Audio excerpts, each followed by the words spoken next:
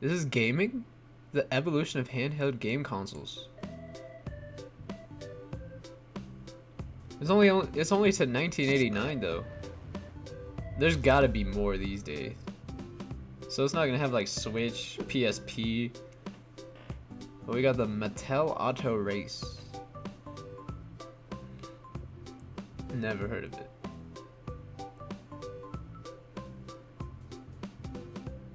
But I kind of see what's going on there.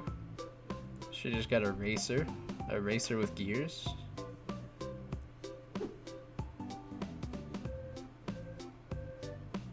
Blockbuster?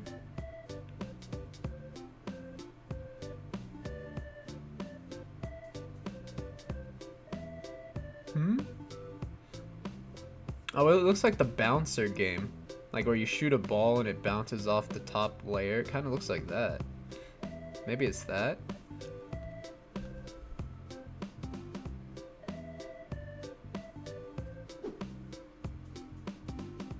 Select a game.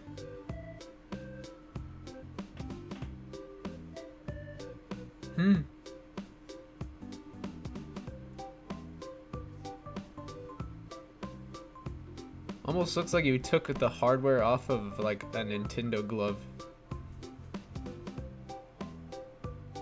That looks like the thing that sits on your wrist. Kind of. I don't think it had a screen, but you know.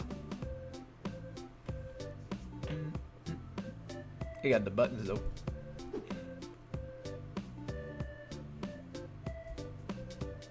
Adventure Vision.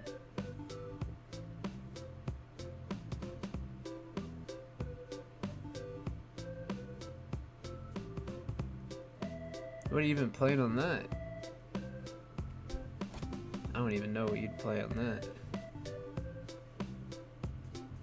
Oh, Turtles? Super Cobra?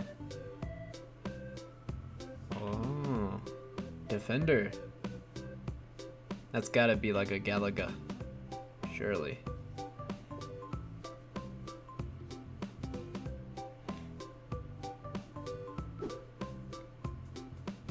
VTech? This looks like some McDonald's kids meal type shit. This looks like my Sonic McDonald's kids meal prize, but not Sonic. I fucking love those things though.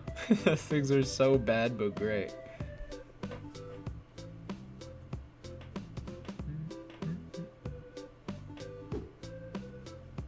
Aladdin's Adventures?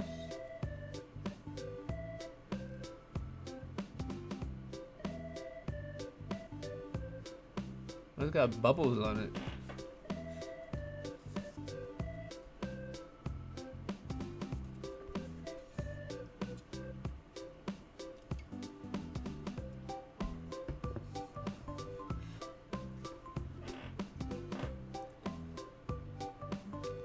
Super Micro.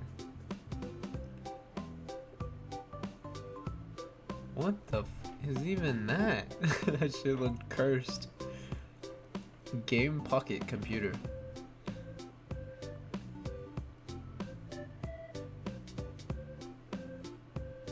First built-in processor.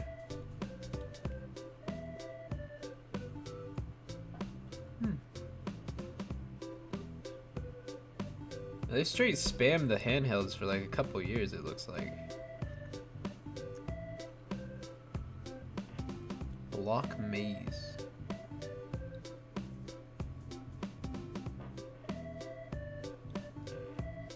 Was that it?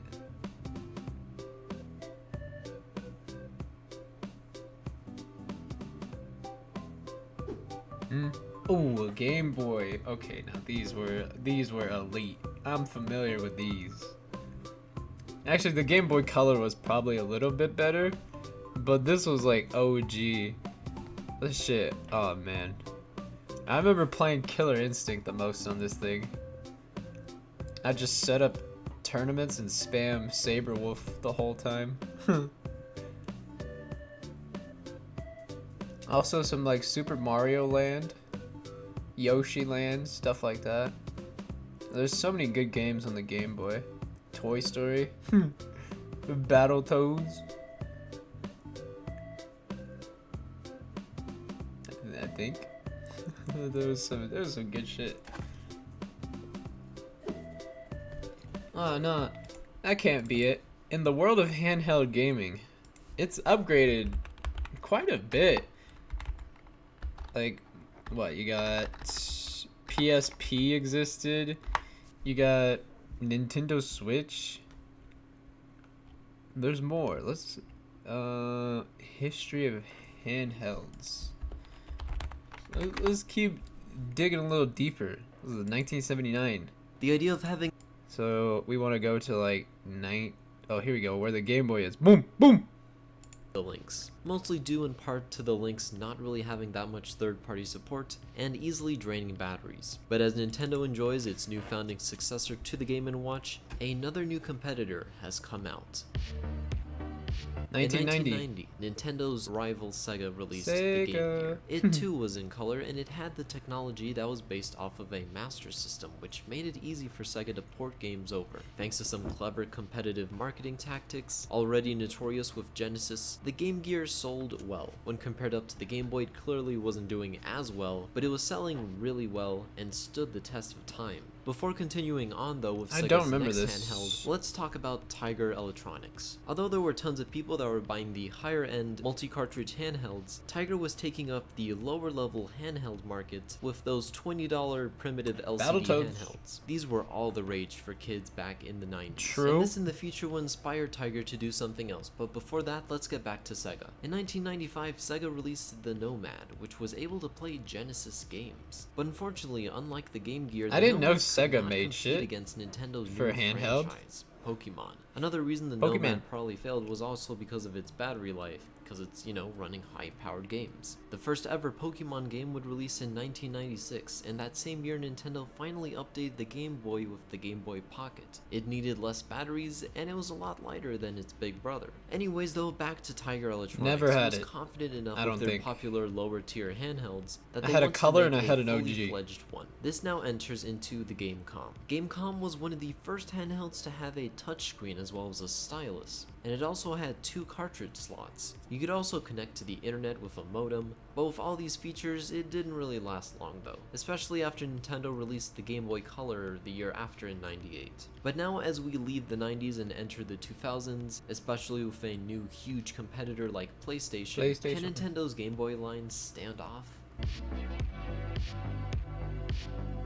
Nintendo once again updated the Game Boy with the Game Boy. I didn't even think about phones. Phones may be the biggest shakeup in video game handhelds. Like they changed up the game quite a bit. In 3, they released the Game Boy SP, but Nintendo wanted to try something different. They introduced a device with 2 screens which also featured a touchscreen. This of course was the DS. The year after, in 2005, Sony released the PSP, bro, which was by all I kept thinking was PSP and Nintendo Switch, bro.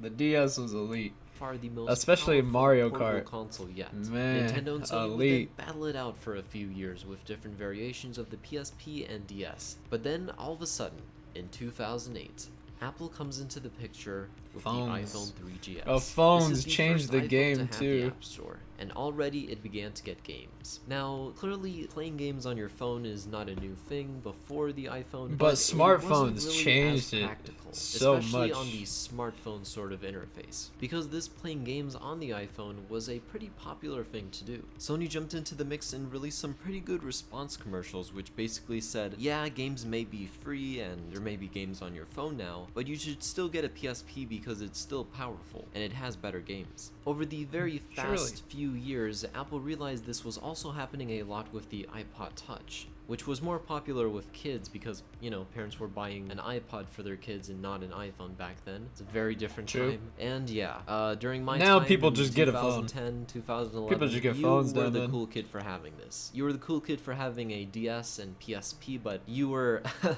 really cool for having an iPod Touch. The idea back then that you would have a device that you can listen to music with, take photos with a decent quality, and play games mostly free for $200 was incredible. The iPod Touch very quickly became the most popular mobile gaming system ever at the time. Nintendo and Sony, on the other hand, had to step up their game to adapt to that.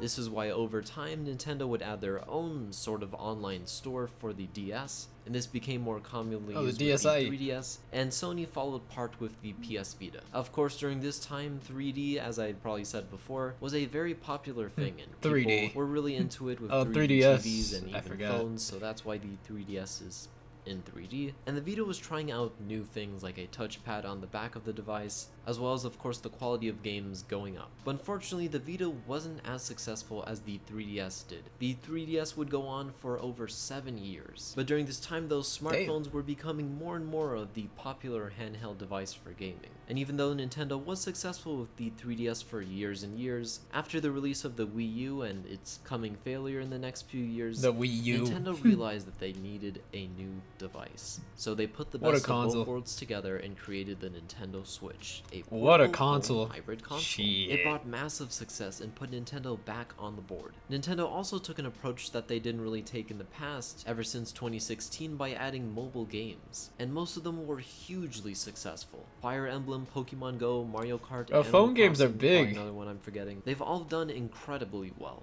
And although I am personally someone that's not a fan of playing games on my phone, there is still a huge market. I hate it. We live in a time when I can't get immersed. And handheld consoles. Bro, I don't know how people do it. I don't know how people can sit there and play like a driving game, shooting game. I don't know how people can play COD. Bro, I watch people play COD and I don't get it. I can't get immersed. Like, I'm sitting there on my phone just thinking, like, I wish I was at home.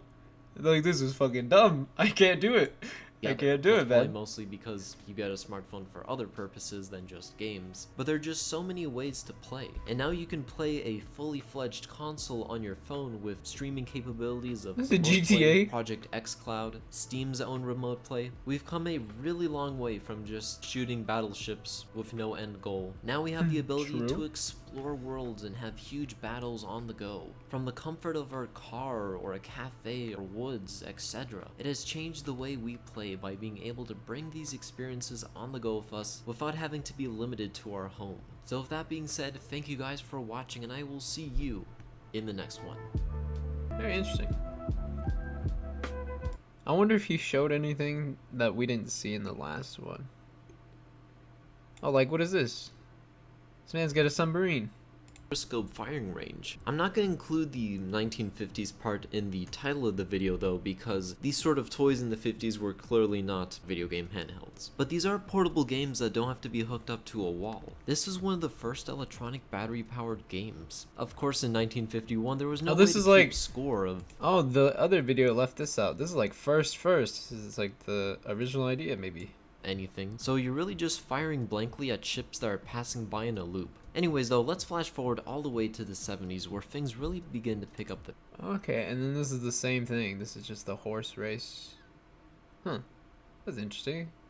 Like a little submarine shooter downer. That's kind of what it looked like. It looked like something from Main Event that I used to play actually. Straight shoot down the submarine. Huh. Forgot about that. What a game. Anyways. That was interesting. That was cool.